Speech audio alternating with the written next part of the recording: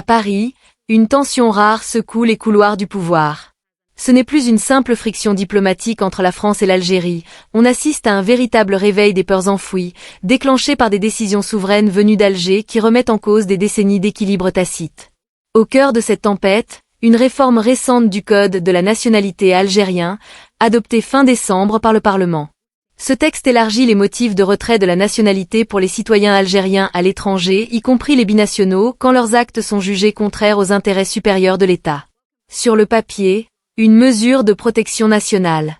Mais dans les faits, les observateurs des deux rives de la Méditerranée y lisent un signal fort et sans ambiguïté. L'Algérie affirme sa souveraineté pleine et entière, et la loyauté envers elle ne se discute plus.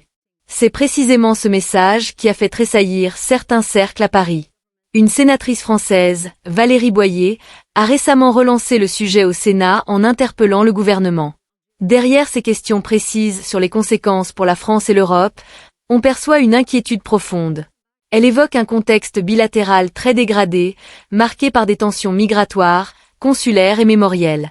Elle pointe aussi d'autres initiatives algériennes récentes, comme la loi qualifiant la colonisation française de crime d'État, réclamant excuses officielles et réparations. Ce qui frappe dans son intervention, c'est l'aveu d'une limite. La France manque cruellement de données fiables sur le nombre exact de binationaux franco-algériens. Un rapport du ministère de l'Intérieur datant de quelques années le confirme déjà. On connaît bien le volume des titres de séjour accordés aux Algériens, plusieurs dizaines de milliers chaque année, mais le flou persiste sur les doubles nationaux. Combien sont concernés potentiellement par une telle mesure? Impossible de le dire avec précision. Ce vide statistique devient, pour certains services de sécurité, une source d'angoisse stratégique. Face à l'inconnu, le risque semble décuplé. Derrière cette alarme, on sent poindre une critique plus large. La sénatrice questionne l'approche graduelle et prudente adoptée par Paris vis-à-vis d'Alger. Tandis que l'Algérie avance par décision législative claire et unilatérale, la France semble naviguer à vue, sans levier suffisamment puissant pour imposer son rythme. Certains y voient l'épuisement des outils traditionnels, diplomatie classique, pressions économiques, tout cela perd de son efficacité face à un partenaire qui n'attend plus d'accord préalable. Et puis il y a cette phrase qui résonne comme un tournant. Face à l'affirmation algérienne, l'idée d'impliquer l'Europe émerge. Pour un pays qui a toujours traité sa relation avec l'Algérie de façon très bilatérale, presque intime, c'est un signe de faiblesse majeure. Admettre qu'il faut élargir le cercle, c'est reconnaître que les cartes en main ne suffisent plus. Mais cette lecture alarmiste n'est pas unanime. Une autre voix, venue cette fois du cœur même de l'establishment politique français, propose une perspective radicalement différente. Ségolène Royal, récemment élue à la présidence de l'association France-Algérie, a pris la parole avec une franchise inhabituelle. Ancienne ministre, ancienne candidate à la présidentielle, elle ne cherche pas à apaiser les tensions, elle les déplace. Elle ne commente presque pas la loi algérienne sur la nationalité. À la place, elle recentre tout sur la France et son passé colonial. Elle appelle à une reconnaissance claire des crimes commis, à des réparations concrètes et à des excuses officielles, pas de simples regrets diplomatiques, mais un acte fort et assumé. Pour elle, certaines blessures n'ont jamais été nommées totalement, ni réparées, ni pardonnées.